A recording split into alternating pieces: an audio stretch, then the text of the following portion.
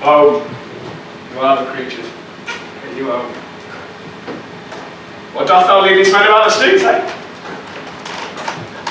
It's a holiday. But indeed, sir, we make holiday to see Caesar and rejoice in his triumph. Wherefore rejoice? What conquest brings thee home? Oh, you hard hearts, you cruel men of Rome, do you not Pompey? How many a time and oft have you climbed up to walls and battlements, to towers and windows, yea, to chimney tops, your infants in your arms, and there have sat the livelong day with patient expectation to see great Pompey pass the streets of Rome. Do you now put on your best attire? Do you now cut out a holiday? And do you now strew flowers in his way that comes in triumph over Pompey's blood?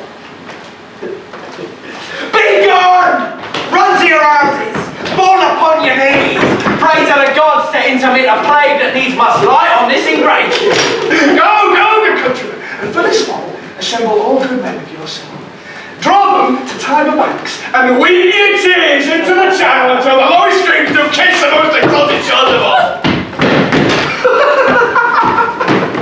See if their basis metal be not moved. They vanish, tongue-tied in their guiltiness. Hey. Go you that way towards Casca. This way, aye. Disrobe the images if you do find them so decked with ceremonies. No, we do, sire. It does no matter. Let no images be hung with Caesar's trophies. All about and drive away the vulgar from the streets. So do you too, where you perceive them thick. These grand feathers plucked from Caesar's wing will make him fly an ordinary pigeon, or else would soar above the view of man and keep us all in servile fearfulness. Confidence makes an impact. Comfort heightens vision. Care breeds success. Veni vidi vici. For always, I am Caesar.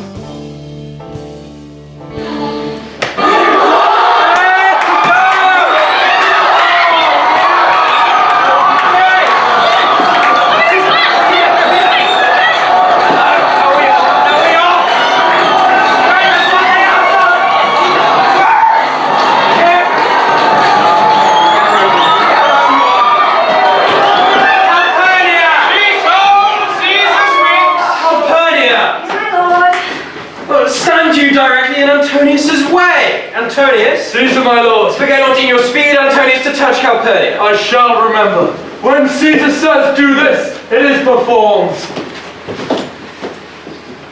Set on and leave no ceremony out!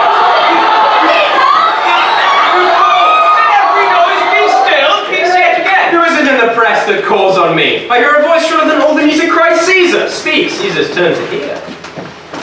Beware the Ides of March. What man is that? Sir bids you beware the Ides of March.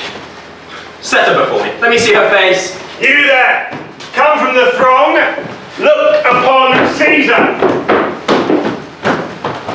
What sayst thou to me now? Speak once again. Beware the Ides of March. No, she is a dreamer. Let us leave her.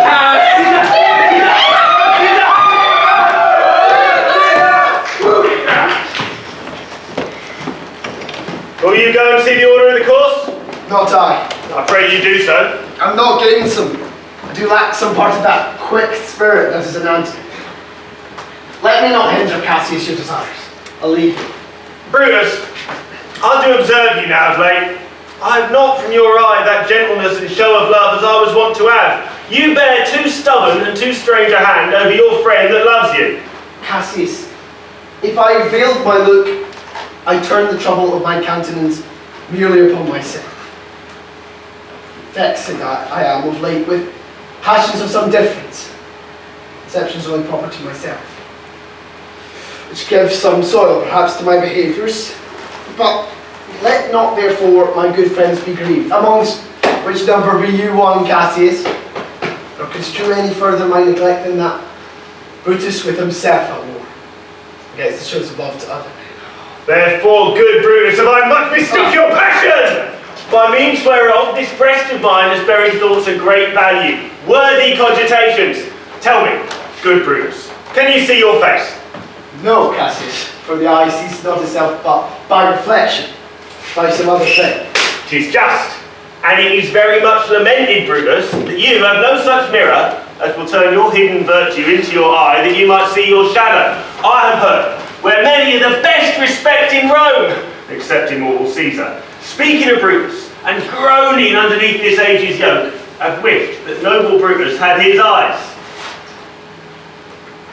What dangers would you lead me, Cassius, that you'd have me seek into myself for that which is not in me? Therefore, good Brutus, be prepared to hear. And since you know you cannot see yourself so well as by reflection, I, your glass, will modestly discover to yourself that of yourself that you yet know not of.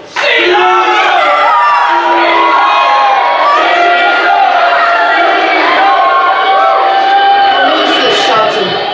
Do you fear that people choose Caesar for their king? Do you fear it? Then must I think you would not have it so? I would not, Cassius. I love him well. Wherefore do you hold me here so long? What is it that you would impart to me? To be ought towards the general good, then, set honour in one hand and death in the other. And I will look upon both indifferently. And that the gods so speed me as I love the name of honour more than I fear death. I know that virtue to be in you, Brutus, as well as I do know your outward favour. Well, honour is the subject of my story. I cannot tell what you and other men think of this life, but for my single self, I had as lief not be as live to be in awe of such a thing as I myself. I was born free as Caesar, as were you. We both have fed as well, and we can both endure the winter's cold as well as he. And this man is now become a god. Cassius is a wretched creature that must bend his body as Caesar carelessly did nod on him. He had a fever when he was in Spain, and when the fit was on him, I did mark how he did shake. Aye, 'tis true, this god did shake. His coward lips did from their colour fly, and that same eye, whose bend of all the world, did lose his lustre.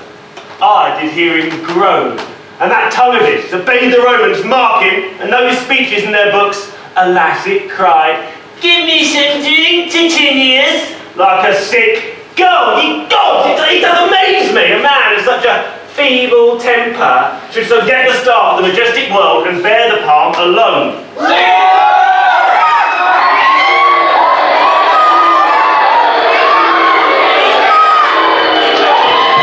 Another general shout. Do you believe these applauses are for some new honours that are heaped on Caesar? Why, man, he doth bestride the narrow world like a colossus, and we petty men walk under his huge legs and peep about and find ourselves dishonourable graves. Men at some time are masters of their fates. The fault, dear Brutus, lies not in our stars, but in ourselves that we are underlings. Brutus and Caesar. Well, what should be in that Caesar? Why should his name be sounded more than yours? Write them together. Yours is as fair a name. Sound them. It doth become the mouth as well. Weight them. It is as heavy. Conjure with them. Brutus will start a spirit as soon as Caesar. Upon what meat does this our Caesar feed that he is grown so great? Age, thou art shamed! Rome, thou hast lost the breed of noble bloods! When could they say till now that talk to Rome that her wide walls encompass but one man? You and I heard our fathers say there was a Brutus once that would have brooked the eternal devil to keep his state in Rome as easily as a king. And you do love me and I am nothing jealous. What you would work me to, I have some aim. How I have thought of this and of these times, I shall recount hereafter. For this present I would not. So with love I entreat you be any further moved. What you have said I will consider. What you have to say I will hear. Find a time with me to hear and answer such high things. I am glad that my weak words have struck but this much show of fire from Brutus.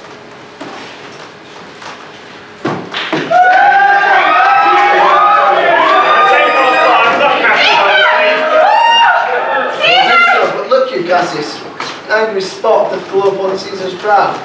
All the rest look like a chilling train. Casca will tell us what the matter is. Antonius. Caesar, my lord. Let me have men about me who are fat. Sleek-headed man is such a sleeper night. Yon Cassius has a lean and hungry look. He thinks too much. Such men are dangerous. Fear him not, Caesar. He's not dangerous. He is a noble Roman and well given. Would he were fatter, but I fear him not. Seldom he smiles, and smiles in such a sort as if he mocked himself and scorned his spirit that could be moved to smile at anything. Such men as he be never at heart's ease, whilst they behold a greater than themselves, and therefore are they very dangerous. I rather tell thee what is to be feared than what I fear. For always, I am Caesar.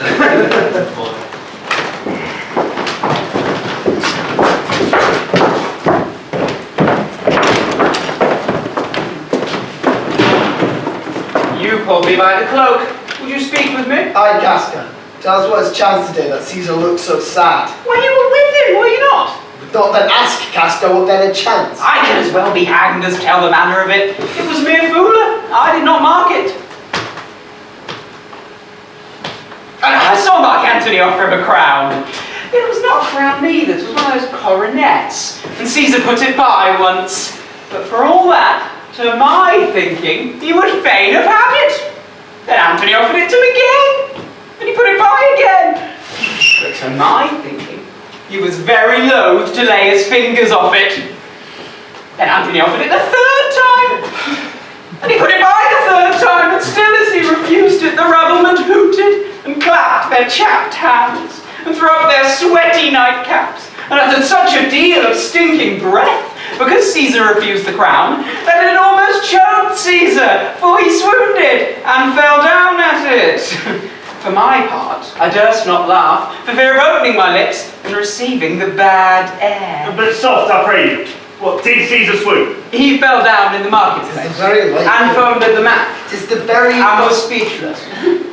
Tis the very like, yet the falling sickness. No, Caesar hath it not. But you and I and honest Casca, we have the falling sickness. I don't know what you mean by that, but I'm sure Caesar fell down.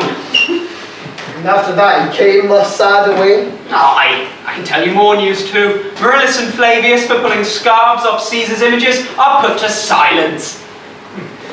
Very well, those more foolery too, if I could remember it. Will you dine with me tonight? If I be alive, and your mind whole, and your dinner be worth the eating.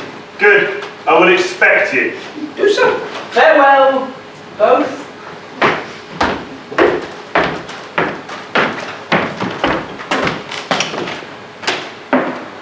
What a blunt fellow is he going to be. He was quick mental when he went to school. So is he now in execution of any bold or noble enterprise, however he puts on this tardy form. This rudeness is but a source to his good wit. It gives men stomach to digest his words with better appetite. And so it is. For this present I will leave you. Tomorrow, if it please you to speak with me, then I will come home to you. Or if you will come home to me, and I will wait for you. I will do so. Till then, think of the world.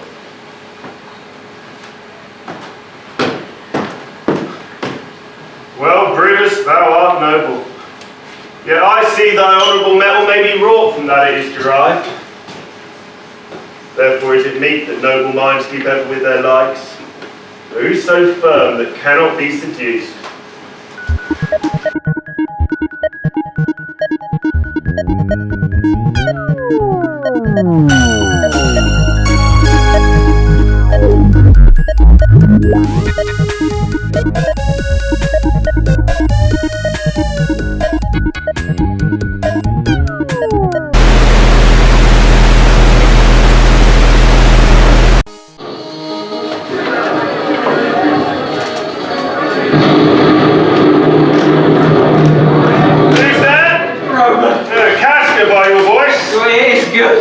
Cassius, what night is this? It's a very pleasing night to honest men. You haven't knew the heavens, men is so. Those who have seen the earth so full of faults. For my part, I've walked about the streets, and when the cross blue lightning did seem to open the breast of heaven, I did present myself, even in the aim, and very flattering. Well, wherefore did you so much tempt the heavens? This part of men to fear and tremble when the mighty gods by tokens send such dreadful heralds to astonish us. You are dull, Casca, and those sparks of life that should be in a Roman, you do want, or else you use not. You gaze, look pale, put yourself in fear, cast yourself in wonder to see the strange impatience of the heavens. Now could I, Casca, name to you a man much like this dreadful night, that lightens, thunders, opens graves, and roars as doth the lion in the Capitol. A man no mightier than yourself or I in physical action, and yet prodigious crowd and fearful as this night's strange eruptions are. 'Tis Caesar that you mean, is it not, Cassius? Let it be who it is. The Romans now have thews and limbs like to their ancestors, but woe the while our fathers' minds are dead, and we are governed with our mothers' spirits. Our yoke and sufferance show us womanish. Indeed, they say the senators tomorrow mean to establish Caesar as a king, and he shall wear his crown by sea and land in every place, save here in Italy. I know right for where this dagger then. Cassius from bondage will deliver Cassius. Therein, ye gods, ye make the weak most strong. Therein, ye gods, ye tyrants do defeat. Nor stony tower, nor walls of beaten brass, nor airless dungeon, nor strong forged links can be impediment to the strength of will. But life, being weary of these worldly bars, never lacks power to dismiss itself. If I know this, know all the world beside. That part of tyranny that I do bear, I can shake off at pleasure. So can I. So every bondsman in his own hand bears the power to cancel his captivity. Why should Caesar be a tyrant then, poor man? I know he would not be a wolf, but that he knows the Romans are but sheep. He would know lion were not the Romans' hinds. Those that with haste would a mighty fire make, begin it with weak straws. What trash then is Rome? What rubbish and what offal when it serves as the base matter to illuminate so vile a thing as Caesar? But, oh my grief, where hast thou led me? I perhaps speak this before a willing bondsman. Then I know my answer must be made. But I am armed. The dangers are to me indifferent. You speak to Casca, and to such a man that is no fleering telltale. Hold mine hand. Be factious for redress of all these griefs, and I will set this foot of mine as far as who goes farthest. There's a bargain made. Now, know you, Casca, I have moved already some certain of the noblest minded Romans to undertake with me an enterprise of honourable, dangerous consequence. Stand close a while, for here comes one in haste. 'Tis Cinna. I do know him by his gait. He is a friend. Cinna, where haste you so? To find out you, who's that? Metellus Kimber? No, it is Casca, one incorporate to our designs. Am I not stateful, Cinna? Oh, yes, you are! Oh, Cassius, if you could but win the noble Brutus to our party. Be you content, good Cinna. Take this paper. See you lay it on the praetor's chair where Brutus may find it. Throw this in at his window, and set this up with wax on old Brutus' statue. All this being done, repair you here to Pompey's porch where you shall find us. Decius, Brutus, and Trebonius there. All but Metellus Kimber, and he's gone to seek you at your house. Well, I will fly, and so bestow these papers as you beg me. Come, Casca. Ere day, we will go see Brutus at his house. 3 parts of him is ours already, and the next encounter, the man in tie yields him ours. He sits high in all the people's hearts, and that which would cause offence in us, his countenance, like richest alchemy, will change to virtue and to worthiness. Him and his worth and our great need of him you have right well conceded. Let us go, for it is after midnight, and ere day we will await him and be sure of him.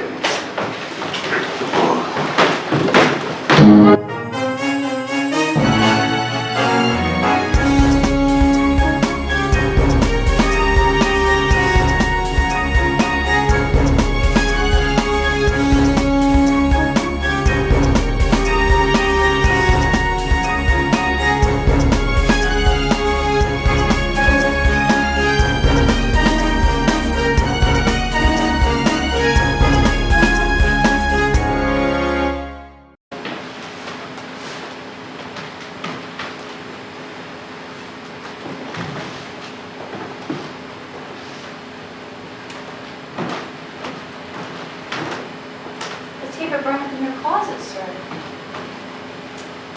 Searching the window for flints, I found this paper thus sealed up, and I'm sure it did not lie there when I went to bed. Get you to bed again. 'Tis not day. Is not tomorrow, boy, the Ides of March? I know not, sir. Look in the calendar and bring me word. I will, sir.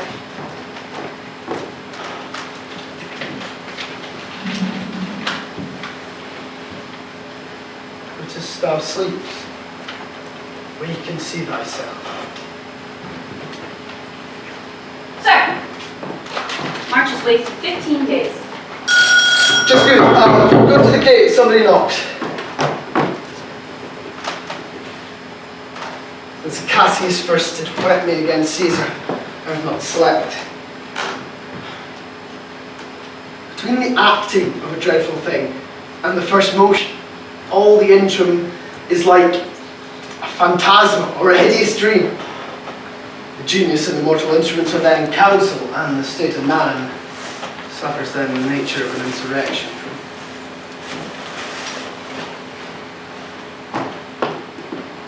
Sir, this is your brother Cassius at the door. He doth desire to see you. Is he alone? No, there are more with him. Do you know them? No, sir. Their hats are plucked about their ears, and half their faces buried in their cloaks, that by no means may I discover them by any mark of favor. Then enter. They are the faction. Oh, conspiracy. Shamest thou to show thy dangerous brow by night, when evils are most free? Or then by days, where wilt thou find a cavern dark enough to mask thy monstrous visage? Seek none conspiracy, lighted with smiles and affability. If thou path thy native semblance on, but Erebus itself were dim enough to hide thee from prevention. I fear we are too bold upon your rest. Good morning, Brutus. Do we trouble you? I've been up this hour, awake all night. No, these men who come along with you. Aye, every one of them, and no one here but honours you. Every one doth wish that noble Brutus had but that opinion of himself which every noble Roman bears to him. This is Trebonius. He's welcome hither. This Decius.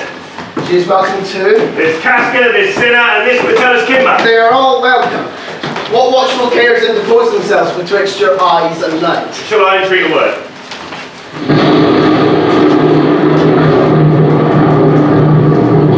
Either there is a civil strife in heaven, or else the world's too saucy with the gods and senses them to send destruction. Against the capital, I may a lion, who gazed upon me and went slowly by, without annoying me, and there was drawn upon a 100 ghastly women, transformed by their fear, who swore they saw men all in fire walk up and down the street. There is no stir or walking in the streets, and the complexion of the element in favours like the work we have at hand, most bloody, fiery, and most terrible. Piece of work will make sick men whole. Well, not some whole that we must make sick. Give me your hands all over, one by one. And then swear our resolution. Not an oath. If not the face of men, the sufferance of our souls, the times of use. These be moved this week, then break off the time, and every man hence to his idle bed. So let high-sighted tyranny rage on, till each man drop by lottery. But if these, as I am sure they do, bear fire enough to kindle cowards and to steal with power the melting spirits of women, then, countrymen, what need we any spur but our own cause privilege to redress? What other bond than secret Romans that have spoke the word and will not falter? What other oath than honesty to honest engage that this shall be? We will forward. Swear priests and cowards and men cotulous, old suffering souls that welcome wrongs. But do not stain the even virtue of our enterprise, nor the insuppressive metal of our spirits, to think that or our cause or our performance the deed an oath. But every drop of blood that every Roman bears, and nobly bears, is guilty of a several bastardy, if he do break the smallest particle of any oath that is passed from him. Shall no man else be touched but only Caesar? Decius, well earned. I think it is not me, Mark Antony, so well beloved of Caesar, should outlive Caesar. We shall find of him a shrewd contriver. And you know his means, if he extend them, may well so stretch to such as annoy us all, which should prevent that Antony and Caesar fall together. Our cause will seem too bloody, Cassius, to cut off the head and half the limbs, like wrath and death and envy afterwards. For Antony is but a limb of Caesar. Let us be sacrifices, but not butchers' guys. They all stand up against the spirit of men, and in the spirit of Caesar there should be no blood. Other than we could come by Caesar's spirit and not dismember Caesar. At the last, Caesar must bleed for it. And, countrymen, let's kill him boldly but not wrathfully. Let's carve him as a dish fit for the gods, not hew him as a carcass fit for hand.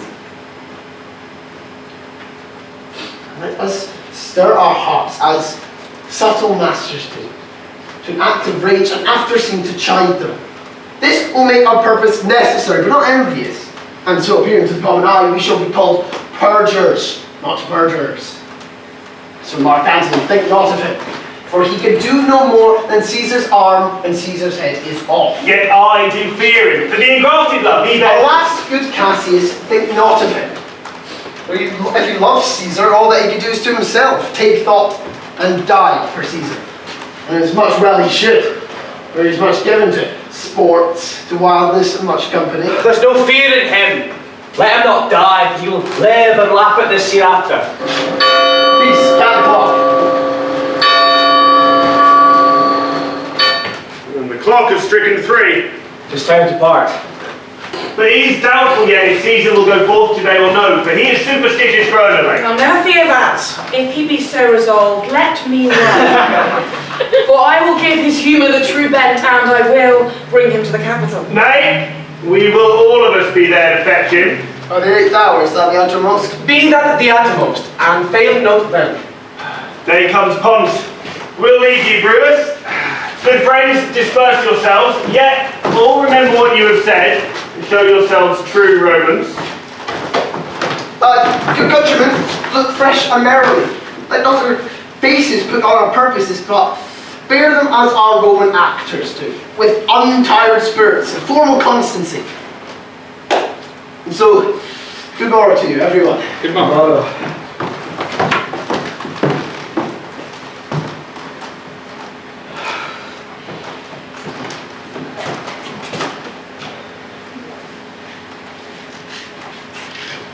Brutus, my lord. Portia, what mean you? Wherefore rise you now? It is not for your health us to commit your weak condition to the local mourning. And not for yours neither. You've ungently, Brutus, stole from my bed. And yesternight at supper you suddenly arose and walked about musing and sighing with your arms across. And when I asked you what the matter was, you stared upon me with ungentle looks. I urged you further, then you scratched your head and too impatiently stamped with your foot. Yet I insisted, yet you answered not, but with an angry wafture of your hand gave sign for me to leave you, so I did, fearing to strengthen that impatience which seemed too much enkindled, and withal, hoping it was but an effect of humour, which sometimes hath his hour with every man.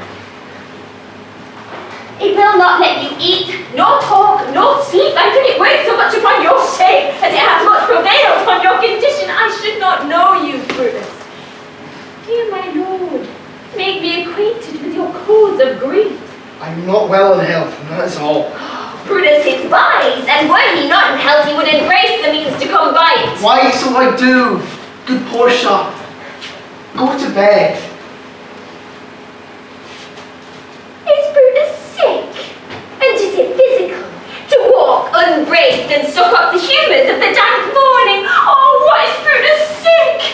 Will he steal out of his wholesome bed to dare the vile contagion of the night and tempt the roomy and unpurged air to add unto his sickness? No, my Brutus, you have some sick offence within your mind. I charm you by my once commended beauty, by all your vows of love, and that great vow which did incorporate and make us one, that you unfold to me, yourself, your half why you are heavy, and what men tonight have had resort to you, for here have been some 6 or 7 who did hide their faces, even from darkness. Ask not, gentle Portia. I should not need if you were gentle Brutus. Within the bonds of marriage, tell me, Brutus, is it accepted I should know no secrets that appertain to you? Am I yourself, but as it were in sword or levitation, to keep with you at meals, comfort your bed, and talk to you sometimes? Dwell I but in the suburbs of your good pleasure? If it be no more, Portia's Brutus' harlot, not his wife. You are my true and honourable wife, as dear to me as are the ruddy drops that visit my sad heart. If this were true, then should I know this secret. Oh, I grant I am a woman, but withal a woman that Lord Brutus took to wife. I grant I am a woman, but withal a woman well reputed, Cato's daughter.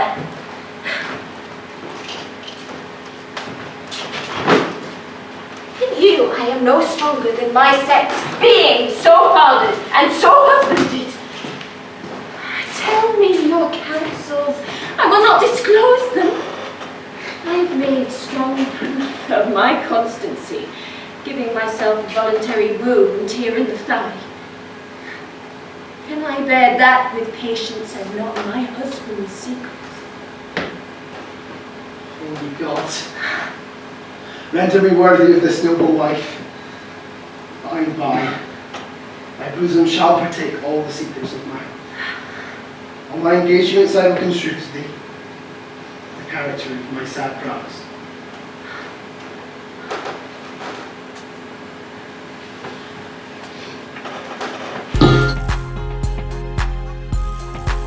Listen,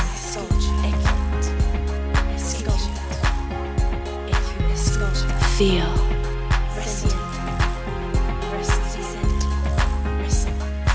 live.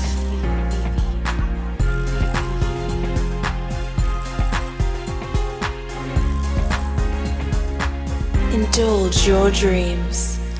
The new fragrance from Calpurnia. Nor heaven nor earth have been at peace tonight. Thrice hath Calpurnia in her sleep cried out, "Help, ho, they murder Caesar!" Caesar! Who's within? What mean you, Caesar? Think you to walk forth? You shall not stir out of your house today. Caesar shall forth. The things that threaten me ne'er looked but on my back. When they shall see the face of Caesar, they are vanished. Caesar, I never stood on ceremonies, yet now they fright me. There is one within, besides the things that we have heard and seen, recounts most horrid sights seen by the watch.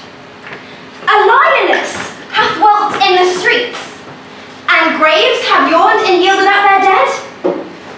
Fierce, fiery warriors fight upon the clouds, in ranks and squadrons, and right form of war with drizzled blood upon the capital. Oh, Caesar, these things are beyond all use, and I do fear them. What can be avoided? Whose end is purposed by the mighty gods? Yet Caesar shall go forth, for these predictions are to the world in general as to Caesar. When beggars die, there are no comets seen. The heavens themselves blaze forth the death of princes. Our cowards die many times before their deaths. The valiant never taste of death but once. Of all the wonders that I yet have heard, it seems to me most strange that men should fear, seeing that death, a necessary end, will come when it will come. Alas, my lord, your wisdom is consumed in confidence. Do not go forth today. Call it my fear that keeps you in the house and not your own. We'll send Mark Antony to the Senate house, and he shall say you are not well today. Let me, upon my knee, prevail in this. Mark Antony will say I am not well, and for thy humour, I will stay at home. Caesar! All hail! Good morrow, worthy Caesar. I come to fetch you to the Senate house. And you come in very happy time. to bear my greeting to the senators and tell them I will not come today. Cannot is false, and that I dare not false. I will not come today. Tell them so, Decius. Say he is sick. Shall Caesar send a lie? Have I, in conquest, stretched mine arm so far to be afeared to tell greybeards the truth? Decius, go tell them I will not come. Most mighty Caesar, let me know some cause, lest I be laughed at when I tell them so. The cause is in my will. I will not come. That is enough to satisfy the Senate. But for your private satisfaction, because I love you, I will let you know. Calpurnia here, my wife, stays me at home. She dreamt tonight she saw my statue, which, like a fountain with 100 spouts, did run pure blood. And many lusty Romans came smiling and did bathe their hands in it. And these does she apply for warnings and portents and evils imminent. And on her knee hath begs that I will stay at home today. This dream is all misinterpreted. 'Twas a vision fair and fortunate, your statue, spouting blood in many pipes in which so many smiling Romans bathed, signifies that from you Rome shall suck reviving blood, and that great men shall press for tinctures, stains, relics, and cognizance. This by Calpurnia's dream is signified. And thus you have well expounded. You wouldn't have heard what I can say, and notice, the Senate have concluded to give this day a crown to mighty Caesar. You shall send them word you will not come, their minds may change. Besides, they were a mock apt to be rendered for someone to say, break up the Senate till another time when Caesar's wife shall meet with better dreams. If Caesar hide himself, shall they not say, lo, Caesar is afraid? Pardon me, Caesar, for my dear, dear love to your proceeding bids me tell you this, and reason to my love is liable. How foolish do your dreams seem now, Calpurnia. I am ashamed I did yield to them. Fetch me my robe, for I will go.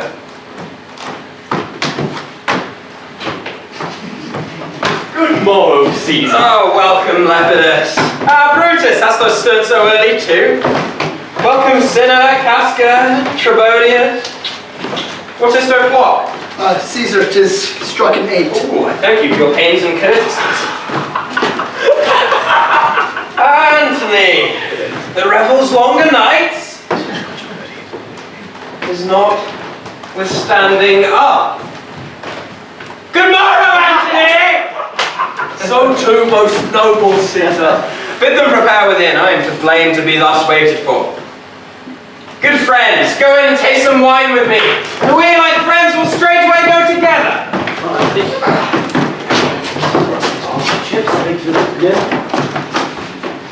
Oh, Caesar, every light they know is not the same.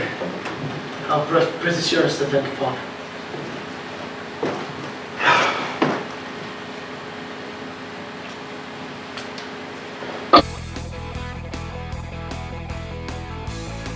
What's life without risk?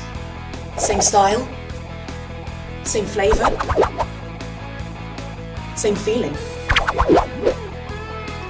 But a little risk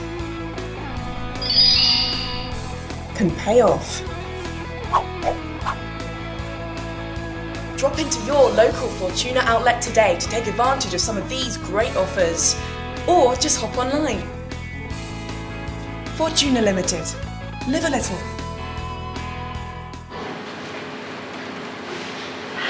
I bid thee boy run to the Senate house, stay not to answer me, for get thee gone. Why dost thou stay? To know my errand. I would have had thee there, and here again, ere I can tell thee what thou shouldst do there. Oh, Constance, you are strong upon my side, says which mountain between my heart and tongue. Oh, thou here, yes! And what shall I do? Go to the capital and nothing else? And so return to you and nothing else? Just bring me words, boy, if thy lord look well, for he went singly forth. And take good note what Caesar doth, what suit is pressed to him. Why, dost thou any harms intended towards him? None that I know will be, much that I fear may chance. What is the o'clock? About the 9th hour, lady. Oh, Brutus, the heavens speed thee in thine enterprise. Run, Decius, and commend me to my lord, saying, I am merry, come to to me again and bring me word what he doth say to thee.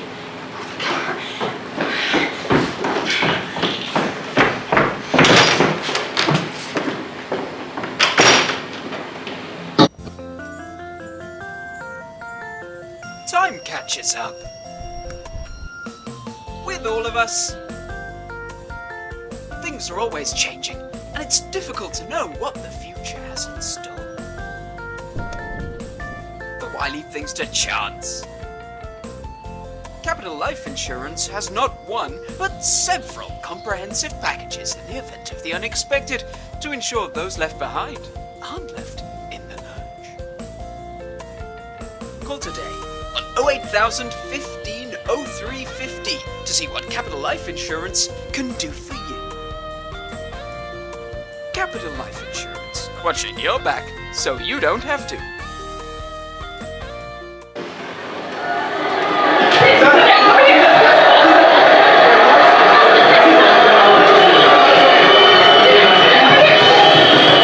The Ides of March are come. I see that, but not gone.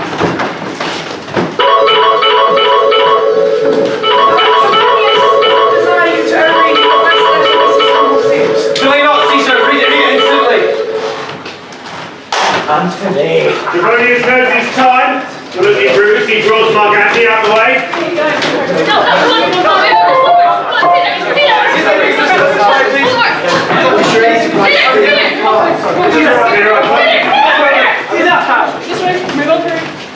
I'm like this race, Caesar, Markey. Casca be sudden, will be here prevented. Brutus what shall be done. If it be known, Caesar nor Cassius never shall turn back, for I will slay myself.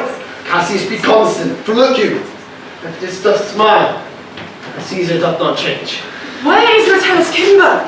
Let him go and presently prefer his suit to Caesar. Casca, you are the man that rears your hand. Are we all ready? What is now amiss? The Caesar and his Senate must redress. Most high, most mighty, and most puissant Caesar, Metellus Kimber throws before thy seat a humble I must heart. prevent thee, Kimber. These couchings and these lowly courtesies might fire the blood of ordinary men. Thy brother, by decree, is banished. If thou doth bend and pray and fawn for him, I spurn thee like a cur out of my way. No, Caesar doth not wrong, nor without cause will he be satisfied. Is there no voice more worthier than my own to sound more sweetly in great Caesar's ear, for the repealing of my banished brother? I kiss thy hand, Caesar, but not in flattery, desiring me that Publius Kimber may have an immediate freedom of repeal. What, Brutus? Pardon, Caesar! Caesar, pardon! As low as to thy foot doth Cassius fall, to beg enfranchisement for Publius Kimber. I could be well moved if I were as you.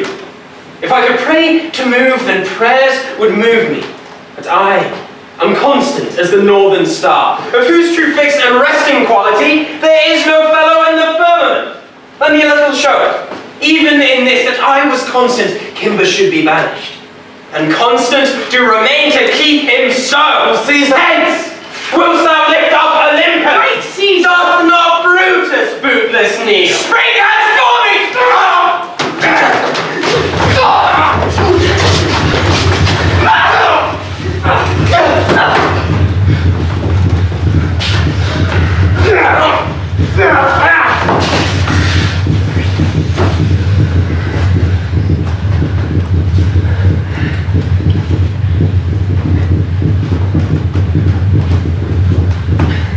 Et tu, Brute? And full Caesar.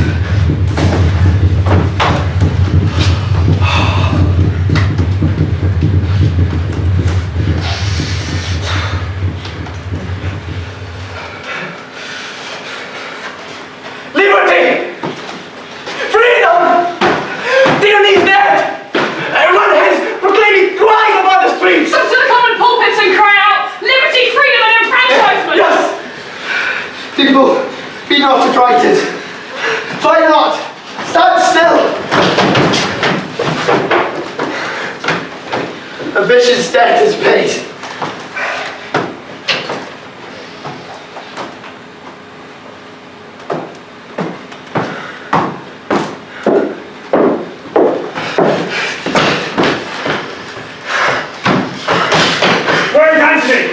Put this to amaze. Men, wives, and children stare, cry out, and run, as if it were doomsday. Fates, we will know your pleasures, and we will die, we know. 'Tis but the time, and during days out that men stand upon. Why, he that cuts off 20 years of life cuts off so many years of fearing death. Grant that, and then are we Caesar's friends. Let's have abridged this time of fearing death. Stoop, Romans, stoop, and every man bathe their arms in Caesar's blood. The spear blades, and then we shall walk forth, even to the marketplace, waving the red ribbons over our heads. Let's cry out, peace, freedom, and liberty! Stoop then and what? How many ages hence shall this our lofty scene be acted in states unborn and accents yet unknown? How many times shall Caesar bleed in sport that now on Pompey's basest lies alone, no worthy than the dust? So often that shall be, so often shall this not of us be called the men that gave their country liberty! What, should we forth? Aye, every man away, Brutus shall lead, and we shall grace his heels with the most boldest and best arms he run!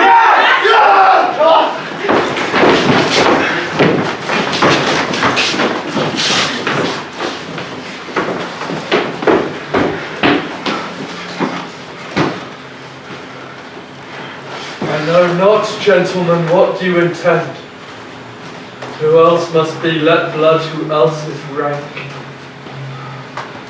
If I myself, there is no hour so fit as Caesar's death's hour, nor no instrument of half that worth as those your swords, made rich with the most noble blood of all this world. I do beseech ye, if you bear me hard now, whilst your purple hands do reek and smoke, fulfill your pleasure. To live 1,000 years, I shall not find myself so apt to die. No place will please me so. No mean of death as here by Caesar, and by you cut off, the choice and master spirits of this age. Antony, beg not your death of us, though now we must appear bloody and cruel, as this unpleasant act you see we do. You see but our hands, and this the bleeding business they have done. Our hearts you see not, and they are pitiful, and pity to the general wrong of Rome. As fire drives out fire, so pity hath done this deed on Caesar. For your part, Mark Antony, you our blades of leaden point, our arms in strength of malice, and our hearts of brother's temper, to receive you in with all kind thoughts, good love, and reverence. Your voice will be as strong as any man's in the disposing of new dignities. And only be patient till we have appeased the multitude, besides themselves with grief. And then you will deliver to you the cause why I did love Caesar when I struck him. Thus proceeded.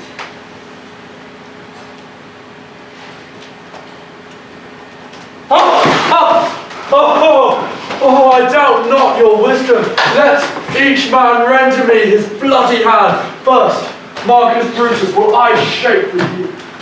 Next, Gaius Cassius, do I take your hand. Next, Decius Brutus, yours. Now yours, Metellus.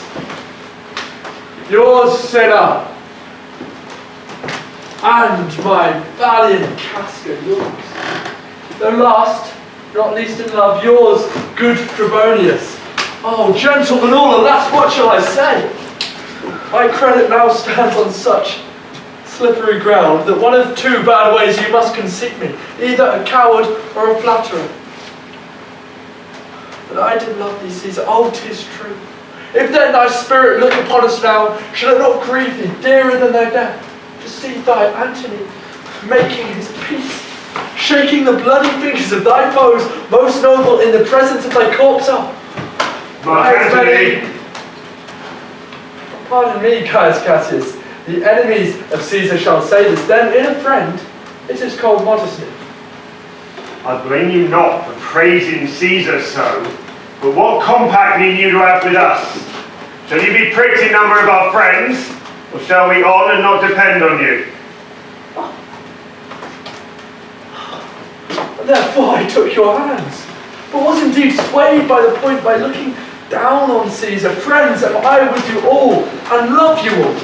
Upon this hope, you shall give me the reasons why and wherein Caesar is dangerous. Yes, this was a savage spectacle. Our reasons are so full of regard that were you, Mark Antony, the son of Caesar, you should be satisfied.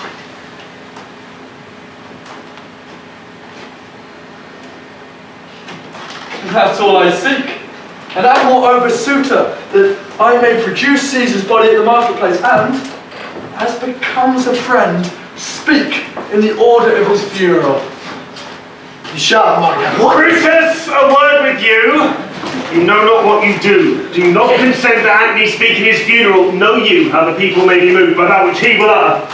Under your pardon, I will myself into the pulpit first.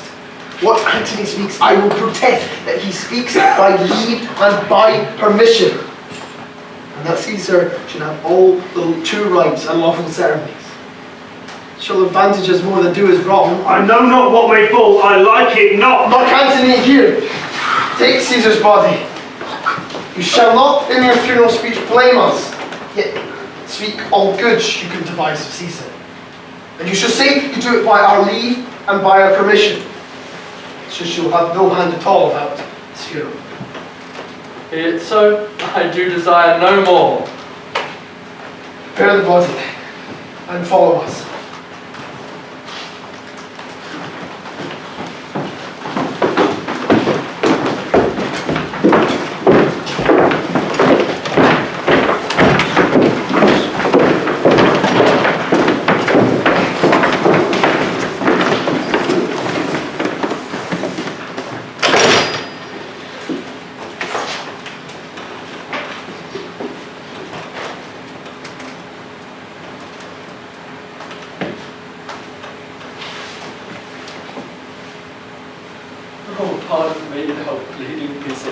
I am meek and gentle with these butchers.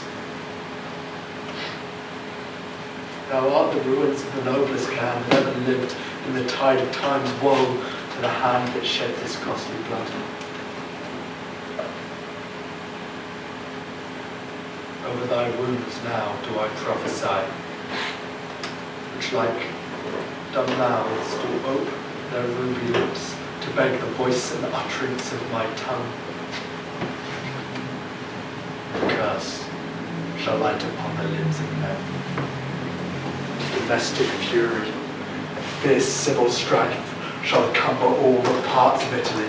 Blood and destruction shall be so in use, and dreadful objects so familiar, that mothers shall but smile when they behold their infants courted by the hands of war, or pity choked with custom of fell deeds.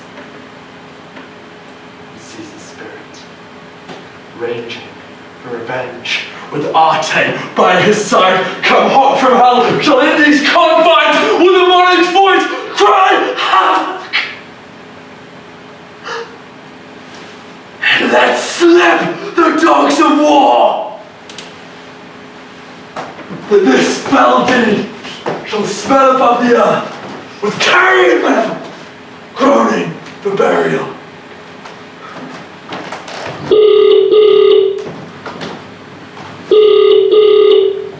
You represent Octavius, do you not? Caesar did right for him to come to Rome.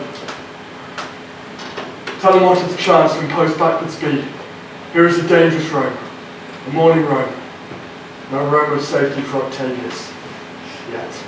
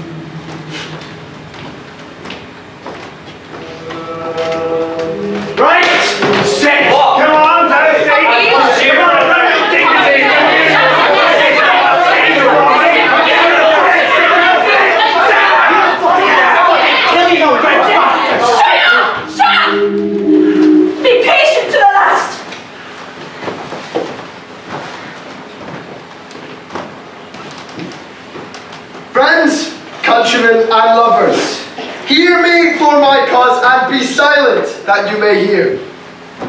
Believe me for my honour, and have respect for my honour that you may believe. Yeah, right. Awake your senses and censure me in your wisdom, that you may be the better judge. If there are any here in this assembly, any dear friend of Caesar's, to him that I say, Brutus's love for Caesar was no less than his. Also that? And then that friend demand my Caesar. I rose against Caesar. This is my answer.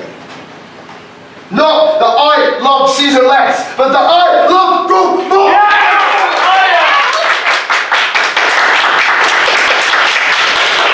As Caesar loved me, I weep for him. As Caesar was fortunate, I rejoice at it. As Caesar was honourable, I valour him. And as he was ambitious, I slew him. There is tears for his love. There is joy for his fortune. There is honour for his valour. And there is death for his ambition. Would you rather that Caesar be living and die all slaves, than that Caesar were dead and live all free men? Who is here so base that he would be a bondsman? If any speak, for him am I offended. Who is here so rude that will not be a Roman? If any speak, for him am I offended. Who is here so vile that will not love his country? If any speak, for him have I offended.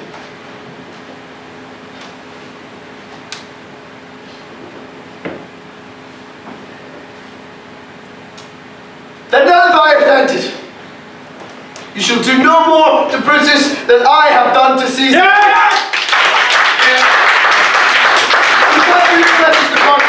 For my sake, stay here with Antony, to grace to Caesar's corpse and to grace to his speech tending to Caesar's glories, which by our permission is Antony allowed to make.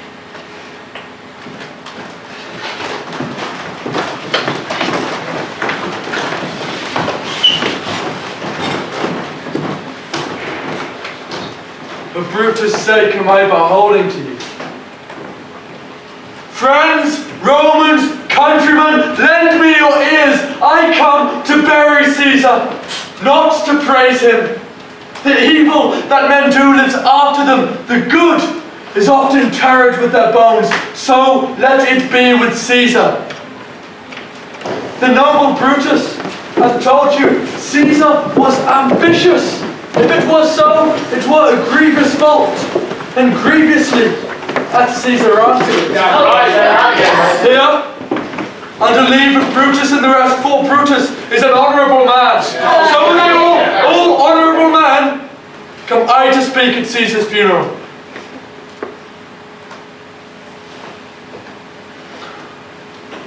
He was my friend, faithful and just to me. Yet Brutus says he was ambitious, and Brutus is an honourable man. When did the poor that cried, Caesar hath wept? Ambition should be made of sterner stuff. Yet Brutus says he was ambitious, and Brutus is an honourable man. I thrice presented him a kingly crown, which he did thrice refuse. Was this ambition? No! Yet Brutus says he was ambitious, and Brutus is an honourable man.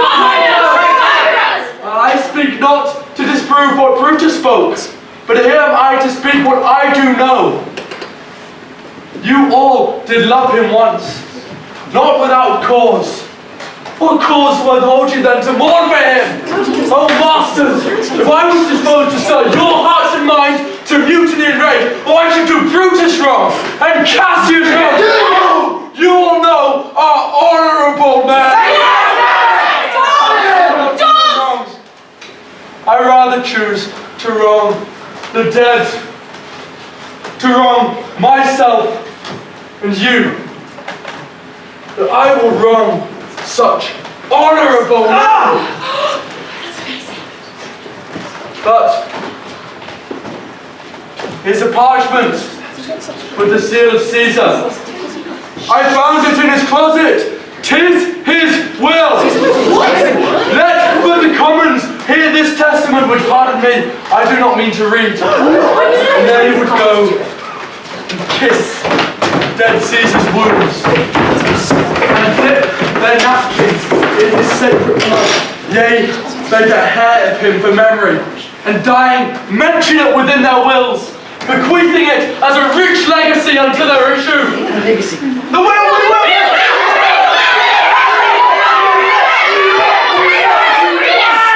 Gentle friends, he must not read it. It does not meet you know how Caesar loved you. You are not wood, you are not stones, but men. And being men, hearing the will of Caesar, it will inflame you. It will make you mad.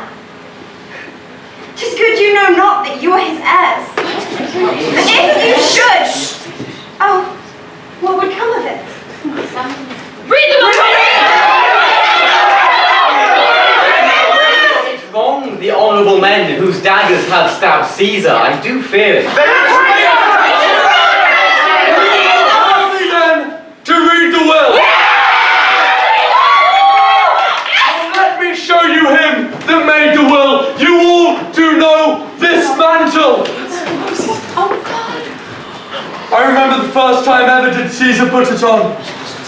It was on a summer's evening in his tent, the day he overcame the Nervii. In this place ran Cassius dagger through. See what a rent the envious Casca made. Through this place the well-beloved Brutus stabbed. This was the unkindest cut of all. For when the noble Caesar saw him stab, in gratitude, more strong than traitor's arms, quite vanquished him and burst his mighty heart. Revenge!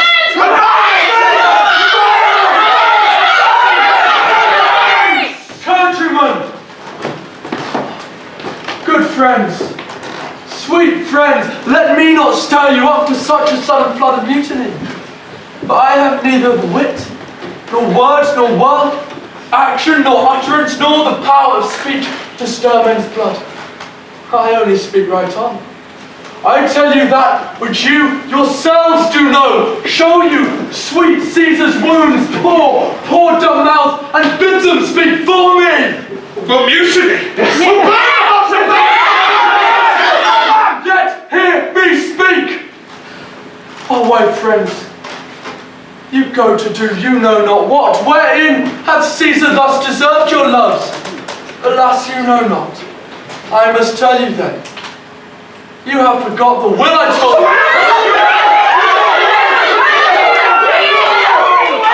you. Here is Caesar's will, and under his seal. To every Roman citizen, he gives to every several man 75 drachmas. Moreover, he hath left you all his walks, his private arbours and new planted orchards on this side either. He hath left in you and your heirs forever common pleasures for you to walk abroad and recreate yourselves. Here was a Caesar. Whence comes such another?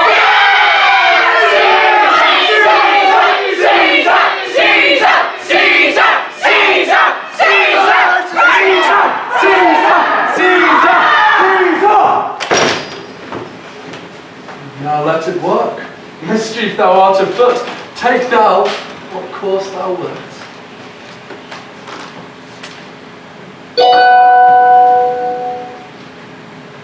Octavius has already come to Rome. He comes upon a wish. Fortune is married, and this will give us anything. Brutus and Cassius have rid like madmen through the gates of Rome. Belike they had some notice of the people, how I had moved them.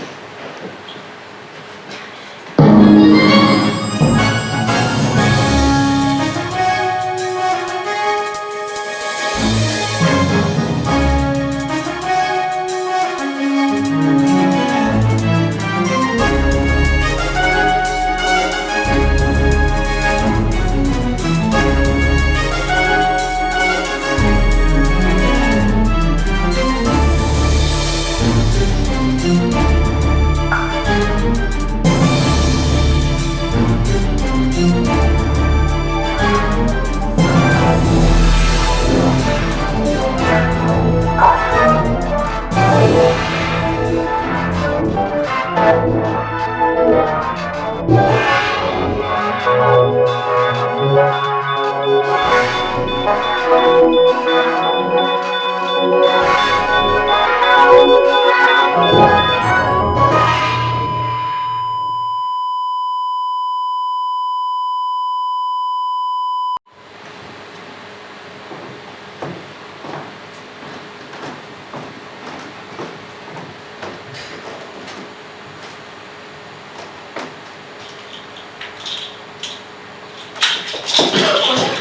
Portia, come on. No, come on, get up. Hey, come on.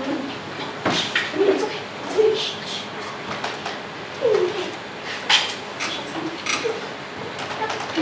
Come on, babe, it's fine. Hey, come on. Let's go. It's all good. It's fine. Come on.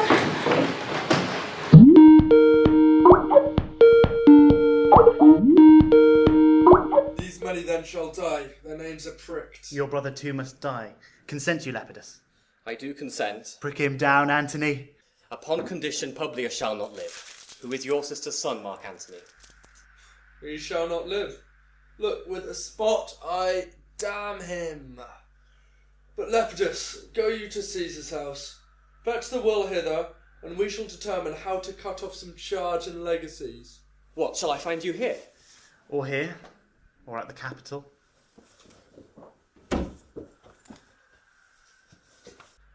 This is a slight unmeritable man, meet to be sent on errands. Is it fit, the threefold world divided, he should stand, one of the three to share it? So you thought him, and took his voice who should be pricked to die in our black sentence and prescription. Octavius, I have seen more days than you. Though we lay these honours on this man, to ease ourselves of divers slanderous loads, he shall but bear them as the ass bears gold, to groan and sweat under the business, either led or driven, as we point the way. And having brought our treasure where we will, then take we down his load, and turn him off, like to the empty ass, to shake his ears and graze in commons. You may do your will. But he's a tried and valiant soldier. So is my horse, Octavius, and for that I do appoint him store of provender. It is a creature that I teach to fight, to wind, to stop, to run directly on, his corporal motion governed by my spirit.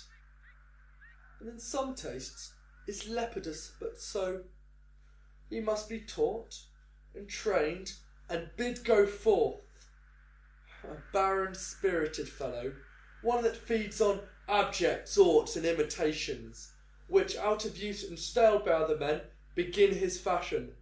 Do not talk of him, but as a property. And now, Octavius, listen great things. Brutus and Cassius are levying powers, we must straight make head. Our best friends be made, our means stretched. Therefore let our alliance be combined, and let us presently go sit in council, how covert matters may best be disclosed, and open perils surest answered. Let us do so.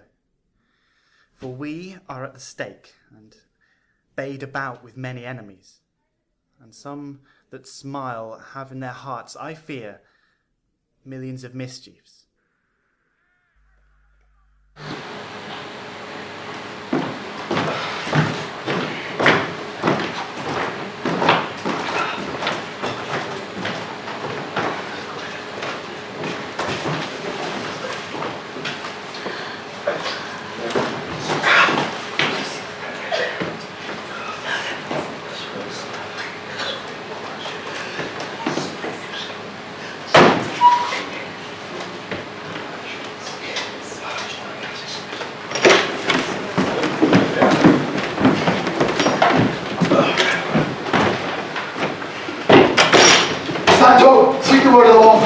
Stand!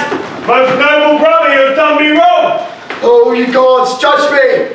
Wrong on thine enemies?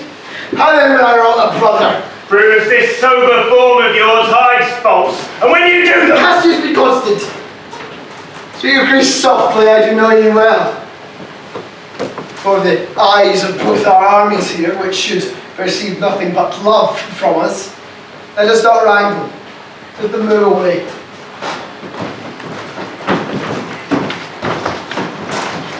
that you have brought me doth appear in this. You have condemned and noted Lucius Pella for taking bribes here at the Sardians, where in my letters, praying on his side because I knew the man, was slighted off. You wronged yourself to write in such a case. In such a time as this, it is not meet that every nice offence should bear his comment. Let me tell you, Cassius, you are much condemned to have an itching palm, to sell and mark your offices for gold, undeservers. Aye, an itching palm. You know that you are Brutus that speaks thus, or by the gods that speaks where else you're lost. The name of Cassius honours this corruption, therefore chastisement does therefore hide his head. Chastisement! Remember March, the Ides of March, remember! Did not great Julius bleed for justice's sake? What villain touched his body and did stab, not for justice? What man struck the foremost man in all this world, but for supporting robbers who now contaminate their fingers with base bribes and sell the mighty spaces of our large honours? So much trash as must be grasped us. I'd rather be a dog and bathe the moon than such a woman. Brutus, bait not me. I'll not endure it. You forget yourself to end me in. I'm a soldier, older in practice, abler than yourself to make conditions. You say you're a better soldier. Let it appear so. Make your vaunting true, and it shall please me well. For my own part, I shall be glad to learn of noble men. You wrong me every way. You wrong me, Brutus. I said an elder soldier, not a better. Did I say better? If you did, I care not. When Caesar lived, he durst not thus have moved me. Peace, peace. You durst not have moved him. What, durst not? No. What, durst not tempt him? For your life, you durst not. Love me not.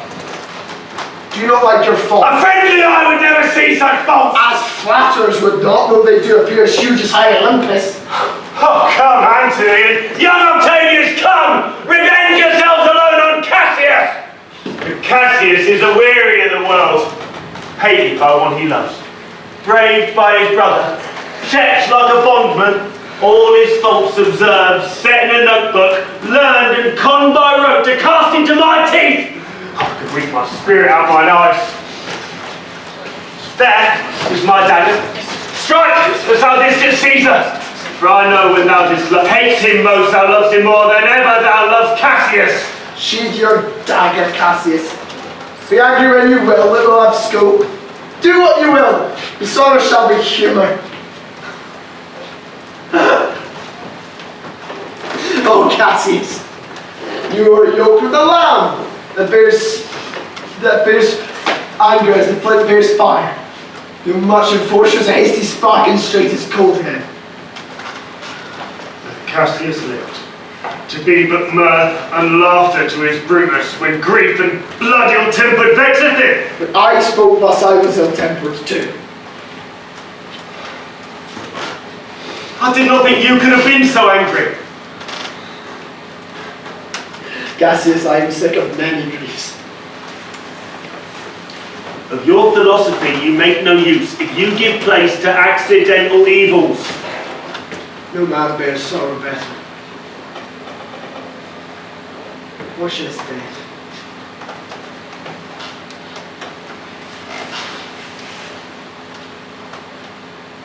I escaped our killing when I crossed us. Unsupportable and touching loss. Upon what sickness? Patient of my absence. And died so? Even so. Speak no more of her. Bring me a bowl of wine.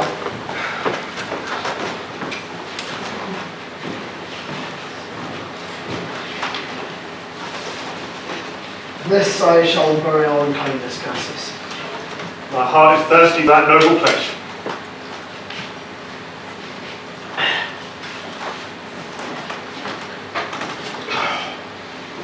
Welcome to Metellus. If you received letters that young Decius and Mark Antony come down upon us with a mighty power, amending their expedition toward Philippi. Myself have letters of the self-same tenement. With what addition? That by prescription and bills of outlawry, Octavius, Antony, and Lepidus have put to death 100 senators. Well, you are work alive. What do you think of marching with Philippi presently? I do not think it good. Your reason? This is. 'Tis better that the enemy seek us. So shall he spend his means, weary his soldiers, doing himself offence, whilst we, lying here, are full of rest, defence, and nimbleness.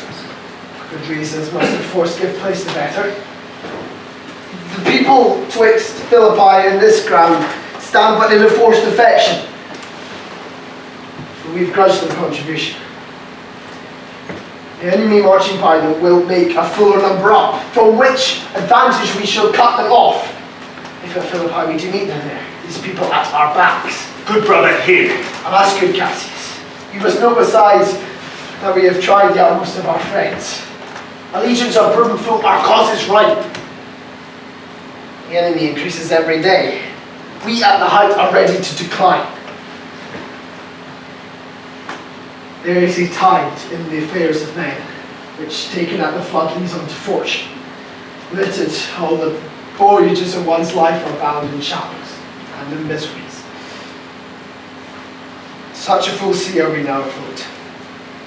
We must take the current when it serves or lose our ventures. Then with your will along, we will go with you and meet them at Philippi. Night is crept upon our talk, which we shall regard with a little rest. Nature must ordain necessity. There is no more to say. No more be said. Good night. Tomorrow early will we rise and hence.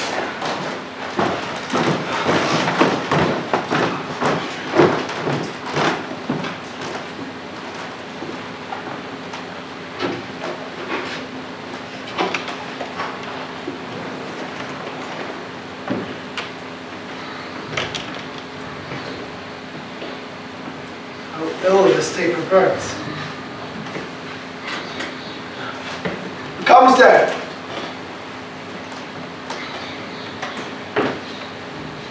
It's upon me. Speak to me what thou art. Thy evil spirit, Brutus.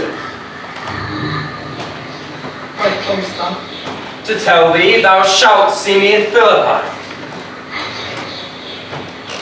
Art thou some god? Some angel or some devil? In the spirit I would no more talk with thee. Boy, Decius, Cinna, Casca, search awake! Cassius!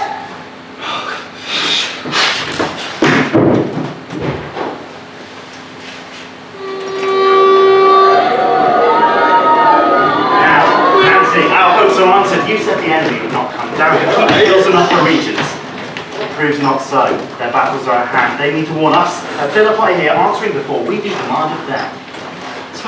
I am in their bosoms and I know wherefore they do it. They could be content to visit other places and come down with a fearful bravery, thinking by this space to fasten on our thoughts that they have courage. But 'tis not so. Octavius, lead your battle softly on, upon the left hand of the even field. Upon the right hand I keep thou the left. Why do you cross me in this exigence? I do not cross you, but I will do so. Here we go!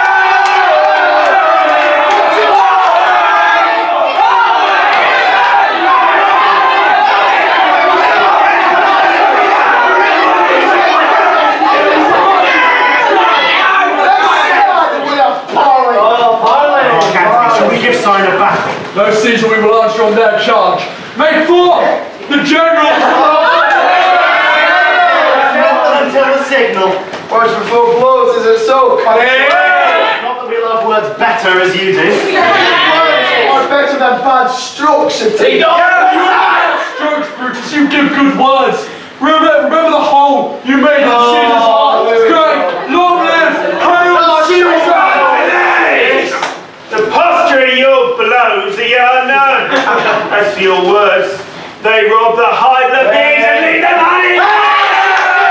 Stingless too. Yes, and soundless too. For For you have stolen their buzzard, Antony, very wisely threat before you stare. Villains! You did not so when your vile daggers hacked one another in the sides of Cinna. You showed your teeth like apes, and fawned like hounds, and bowed like monsters. Damned Casca! Place them under your behind struck Caesar on the neck. Oh, you flattered! Thank yourself! This time we're not offended, so today if Cassius... Fucking come, the cause. If arguing makes us sweat, the proof is what time to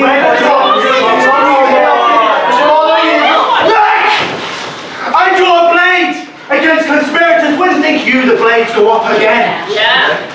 Never till Caesar's string out 30 wounds be well avenged, or till another Caesar. I've added slaughter to the sword of traitors. Caesar! Thou canst not die by traitors unless thou bringst them with thee. So I hope I was not born to die on Brutus. Thou wast the noblest of thy straight done. Thou could not die more honor. Hey, PB! Schoolboy! Take the honor! Join with a masker and a rebel!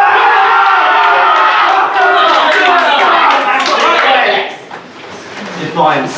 There you go. Power in your teeth. If you dare fight today, come to the field. If not, yes, when you have started.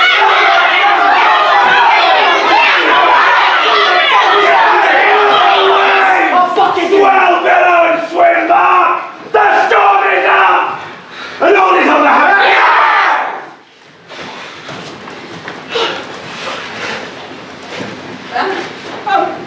Coming from Sardis on our former ensign, two mighty eagles fell, and there they perished, gorging and feeding from our soldiers' hands, whom here to Philippi consorted us. This morning now they fled away and gone. And in their steps do ravens, crows and kites fly over our heads, and then will look at us. As we were sickly prey, their shadows seem a canopy most fatal, on which our army lies, ready to get on the ghost. Believe not so. I believe it partly, for I am fresh of spirit and resolved to meet all perils very constantly. Let's reason with the worst that may befall. If we do lose today, then is this the very last time that we shall see each other. Then our everlasting farewell take. Forever and forever. Farewell, Cassius. If we do meet again, then I shall smile. If not, well, this party was well made. Forever and forever farewell, Brutus. If we do meet again, why then? We'll smile indeed. If not, 'tis true. This pie was well made. Yes. Why then, lead on. Oh, that a man might know the end of this day's business ere it come. But it's a fact that the day will end. And then the end is done! But this day shall end the work the eyes of Mark began. Yes. Come home. Away!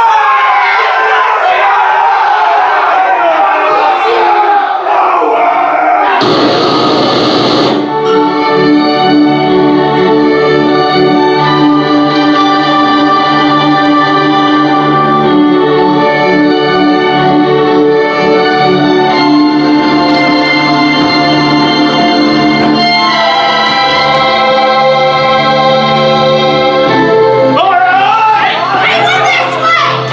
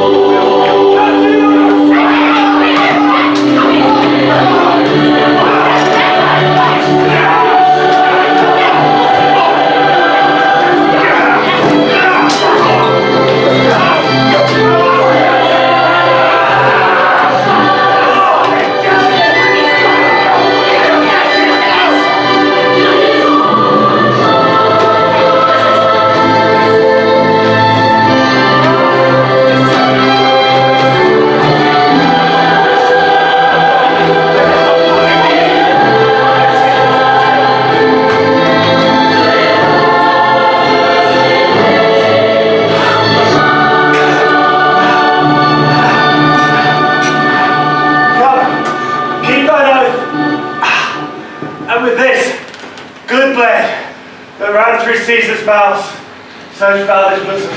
Stand not to answer! Take down the hilts. Guide down the blade. Caesar! Thou art revenged, even with this blade that killed thee.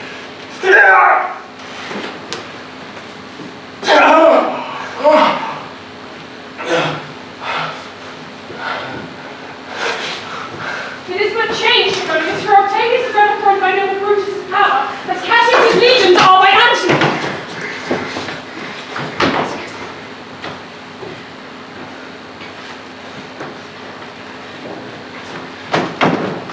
But Cassius is no more. O setting sun, as in thy red rays thou dost sing tonight, so too in his red blood is Cassius' day set. The sun of Rome is set. Our day is done. Clouds, dews, and dangers come. Our deeds are done.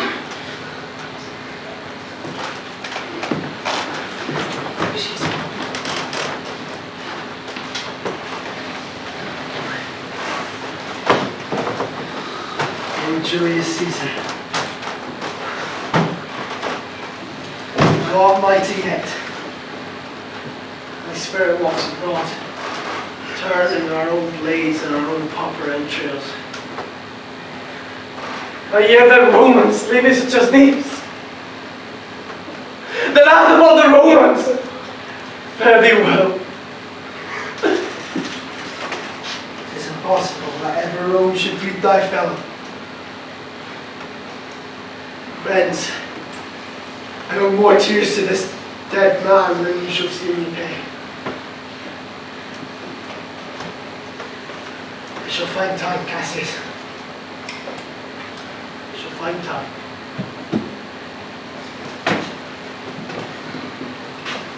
Come, therefore, and to fast I'll send the bodies. The funeral shall not be in our camps.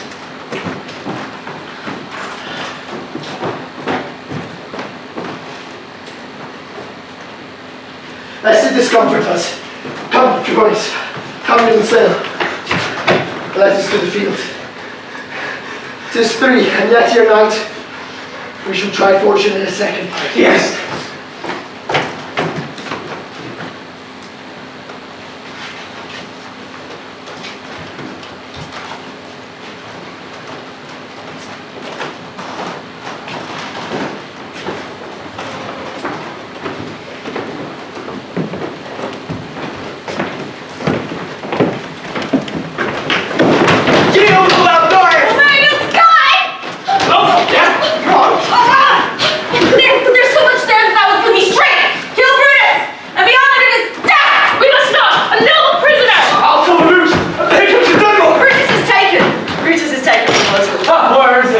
Safe, Antony. Brutus is safe enough. No man shall ever take the life of noble Brutus. The gods defend him from so great a ship. When you do find him, or rise of dead, he shall follow Brutus like himself!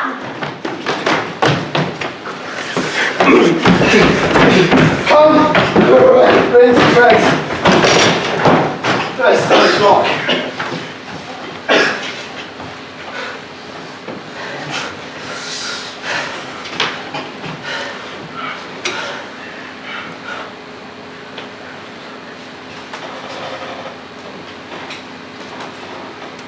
The abuse of greatness is when it disjoins remorse from power. To speak truth of Caesar, I have not known when your affection swayed more than your reason. 'Tis a common proof that lowliness is young ambition's ladder, whereto the climber upward turns his face. When he reaches the highest round, he then unto the ladder turns his back, looks in the clouds, scorning the base degrees by which he did ascend.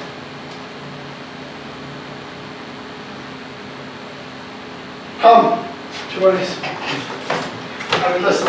What says Brutus? Yes, Julius. The ghost of Caesar has appeared to me. I know my time has come. No, not so, Brutus. Nay. I'm sure it is. Good Trebonius, we see the world, how it goes. Our enemies have beat us to the pit. It's more worthy to leap in ourselves than tarry till they push us. Trebonius, you know how we two had to go together. Even from that love of old my privy. Hold down my blade tilts. Why stand on it? That's not an office for a friend, my lord. Trebonius, I shall have honour by this losing ticket. More than Octavius and Mark Antony by this vile conquest shall attain unto. So fare you well at once. For Brutus's tongue is almost dented his life's history. Night hangs upon my eyes. My bones would rest. I have but laboured to attain this hour.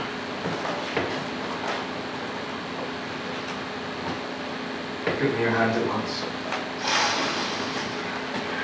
Fare you well, Brutus. Caesar, now be still. I killed not thee with half so good a will.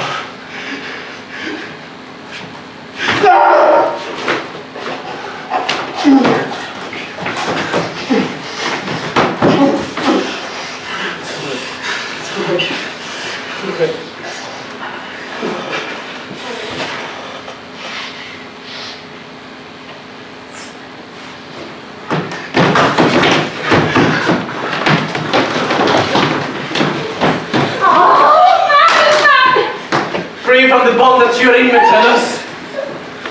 The conquerors cannot make a fire of him. But Brutus only overcame himself, and no one else. But honor by his death. So British you found thy faith, thee, Brutus, that thou hast proven Lucius' saying true. I held the blade, and he run upon it.